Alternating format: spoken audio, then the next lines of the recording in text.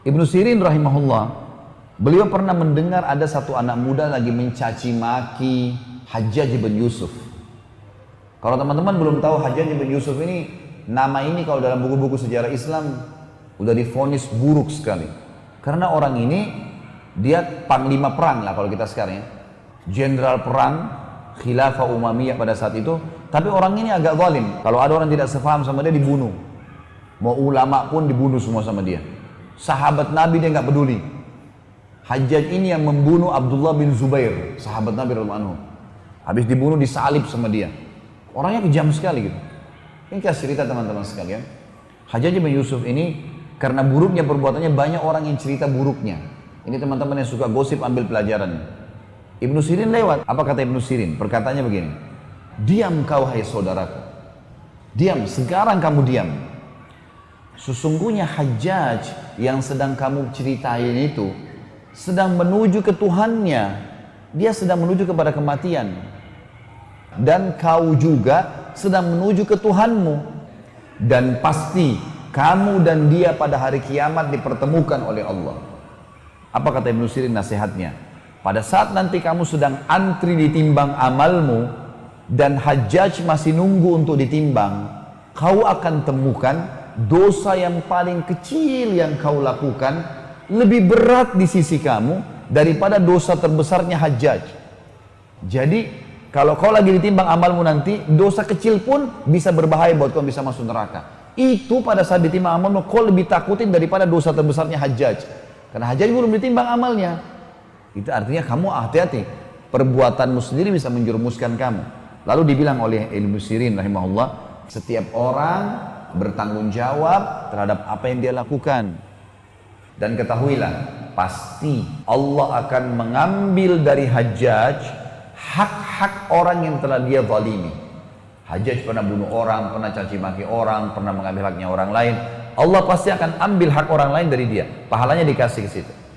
Tapi jangan lupa, kata Ibnu Sirin, juga Allah akan memberikan kepada Hajjaj hak-haknya dari orang yang menzaliminya. Baik, kalau Hajjaj pernah bunuh orang, pernah ini, urusan dia sama Allah. Kalau kau bisa nasihatin depan matanya, nasihatin depan matanya. Kalau enggak, jangan. Karena kalau kau ceritain dia, kau pun nanti akan diambil pahalamu dikasih ke Hajjaj. Ngapain kamu kasih pahala ke dia? Seperti itulah bahasanya. Lalu kata dia, mulai sekarang jangan pernah kau sibukkan dirimu untuk mencaci maki orang lain. Ada orang subhanallah begitu ya. Tiap hari cuma tahu kesalahan orang lain. Padahal dia sendiri punya banyak kekurangan. Sibuk dengan keluarganya orang, istrinya orang, suaminya orang, anaknya orang lain, pembantunya, pegawainya, pekerjaannya, pakaiannya orang lain, semua dicari kesalahannya. Ini apa manfaatnya buat dia? Nggak ada sama sekali. Teman-teman sekalian, jangan buat musuh pada hari kiamat. Berat. Kalau antum punya masalah dengan orang, siapapun teman-teman sekalian di muka bumi ini, selesaikan hari ini, saat ini. SMS, WhatsApp kah, minta maaf kalau punya salah. Ada haknya orang lain, kembalikan. Belum mampu, minta tempo. Kalau kita mati, aman. Jangan siapin musuh hari kiamat. Karena kalau kita utang 2 juta di dunia ini, lalu kita sengaja nggak bayar, di akhirat kalau kita mau bayar 2 juta rupiah sudah nggak laku rupiah. Di akhirat nggak dipakai lagi duit dunia ini. Dia mau 2 juta pahala, bayangin 2 juta pahala itu. Berapa banyak sholat kita yang diambil sama dia? Ngapain kita bagi-bagi pahala begitu?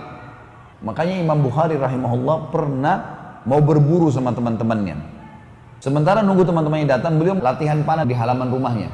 Anak panahnya kena pagar tetangga, tercuil sedikit. Maka Imam Bukhari bilang sama pegawainya, disilakan dengan gulam, sampaikan ke teman-teman saya kalau saya nggak jadi berburu. Sampaikan. Setelah balik pembantunya, langsung dia bilang, sampaikan kepada tetangga di sebelah, kalau tadi tidak sengaja Bukhari ini, Muhammad namanya, Muhammad ini memanah kena pagarnya, tercuil sedikit. Berapapun dia minta gantinya, saya akan ganti. Pembantunya Bukhari pergi ke sebelah. Ada salam dari Syekh Muhammad gini. Tadi dia memanah kena pagar Anda dan dia bersedia menggantinya. Kata tetangga itu, mana? Dilihatin sedikit tercuil. Tetangganya, jangankan pagar ini, rumah saya buat dia. Saya maafin. Waktu pembantu Imam Bukhari kembali, teman-teman sekalian, apa yang terjadi? Imam Bukhari tahu berita, sujud syukur kepada Allah. bersedekah kepada fakir miskin. Kenapa? Karena nggak jadi punya musuh hari kiamat, karena pagarnya orang tercuil sedikit. Berapa kali kita rusak barangnya orang. Teman-teman yang suka sewa rental mobil, karena mobil rental main tabras saja sembarangan. Tak boleh teman-teman, tanggung jawab. Saya dengar berita di Indonesia ini kalau ada orang ngontrak rumah, ya ngontrak, dirusakin rumahnya orang. Bagaimana antum terima awalnya, kembalikan seperti itu. Kalau enggak, tanggung jawab hari kiamat. Saya subhanallah pernah ngontrak rumah di Jakarta. Sebelum saya keluar, saya panggilin tukang, cat semua, persis seperti itu saya masuk. Bahkan lebih bagus lagi daripada itu. Ada teman saya cerita, salah satu teman di Jakarta mengatakan, ada orang ngontrak bahkan, begitu keluar, dicabut semua jendelanya orang, pintunya orang. Udah ngerusak, mencuri, ini apa ini? Nggak boleh teman-teman. Kata Nabi SAW, balasan akan datang sesuai dengan kadar perbuatan seseorang. Hari ini mobil orang kita pakai sembarangan, main tabras, kena lubang, polisi tidur ditabras saja. Besok mobil antum akan dibuat seperti itu. Hari ini kita tendang seseorang, besok kita ditendang. Jadi teman-teman sekalian, hati-hati. Allah maha mengawasi dan mengontrol. Kisah yang kedua teman-teman sekalian adalah kisah Hasan Basri rahimahullah. Hasan Basri ini pernah satu waktu lagi jalan mengantar jenazah. Sambil mengantar jenazah, Imam Hasan Basri sempat teman-teman sekalian berzikir. Subhanallah, alhamdulillah, wala ilaha illallah, Allahu akbar. Ada anak muda di sebelahnya nanya, wahai imam, kenapa anda berzikir? Mau tahu? Ini kan ulama. Kok bisa? Memang ada sunnahnya orang antar jenazah sambil berzikir gitu kan. Maka kata Hasan Basri, hai anak muda, saya mau tanya, kalau jenazah ini tiba-tiba hidup sekarang, apa yang dia buat? Apa yang akan dia lakukan dari amal soleh?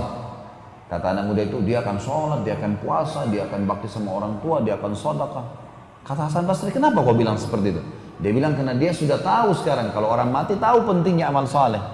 Baik, apa dia akan buat dosa? Kata Hasan Basri. Anak muda ini bilang, tidak mungkin. Kenapa? Loh, karena dia sudah tahu sekarang ada azab kubur, ada azab akhirat nanti. Dia udah tahu. Kata Hasan Basri, yang kau ucapkan benar itu. Sangat benar. Tapi ketahuilah anak muda, bahwasanya jenazah ini tidak akan pernah hidup selamanya. Nasihatnya adalah, dan jadikan dirimu seakan-akan jenazah ini yang Allah hidupkan sekarang dan masih bisa beramal soleh. Karena orang ini tidak mungkin. Saya berzikir karena saya tiba-tiba berpikir jenazah ini sudah nggak bisa berzikir, maka saya berzikir daripada saya cuma ngantar kosong. Teman-teman di sini, kalau kita lagi lampu merah misalnya, daripada antum cuma tahu lihat helmnya orang warna apa, merek mobilnya apa, zikrullah, astagfirullah wa atubu ilaih, astagfirullah wa atubu ilaih, zikir kepada Allah. Saya pernah praktekin teman-teman di Jakarta, pas lampu merah 1 menit 60 detik subhanallah. Saya coba mau tahu, saya ambil mushaf, ada Quran di dashboard mobil saya ambil, saya buka, saya bisa baca setengah halaman. Ternyata kalau kita maksimalkan waktu itu luar biasa. Saya pernah pakai 1 menit istighfar, bisa 100 kali. Caranya astagfirullah wa atubu ilaih, astagfirullah wa atubu ilaih. Yang paling ringkas. Salawat juga begitu, Allahumma shalli ala Muhammad, Allahumma shalli ala Muhammad, Allahumma shalli ala Muhammad. Bisa kita gunakan. Lagi beli barang di supermarket, teman-teman sekalian, buka baju saja dan mau pakai baju, itu bisa dapat pahala. Zikir. Dan kalau bisa fokus di 2 saja, astagfirullah dan alhamdulillah. Astagfirullah bersihin dosa, alhamdulillah password nambah nikmat. Itu saja. Alhamdulillah, alhamdulillah, alhamdulillah. Terus ucapkan kalimat itu. Isi dengan ibadah teman-teman. Syekh bin Baz, salah satu ulama di Saudi, mufti Saudi, itu diceritakan oleh murid-muridnya. Mereka mengatakan Syekh bin Baz ini kalau terima teleponnya orang, sambil dengar orang bilang apa ngeluh, sambil berzikir. Nanti dia diam, kalau dia sudah jawab. Gak ada waktu untuk diam nih. Ucapin sesuatu, pahala. Kata Nabi SAW, kalau saya baca sekali subhanallah, walhamdulillah, wala ilaha illallah, wallahu akbar, 1 kali, lebih saya cintai daripada terbitnya matahari buat saya. Kata para ulama, maksudnya adalah kalau orang membaca 1 kali subhanallah, alhamdulillah, wala ilaha illallah, Allahu akbar, Allah akan kasih pada hari kiamat sesuatu yang membuat dia terkagum-kagum, mengalahkan terkagumnya dia dengan terbitnya matahari. Kata Nabi SAW, La haula wa la quwata illa billah. Harta karunnya surga. Kata para ulama hadis, maksudnya adalah orang kalau di depan istananya nanti, kalau dia baca la haula wala quwwata satu kali, Allah akan buka tanah surganya terbuka, keluar sesuatu hadiah buat dia. Seperti harta karun, dibuka menyenangkan hati dia. Entah apa isinya, Allahu alam. Tapi kata Nabi SAW begitu.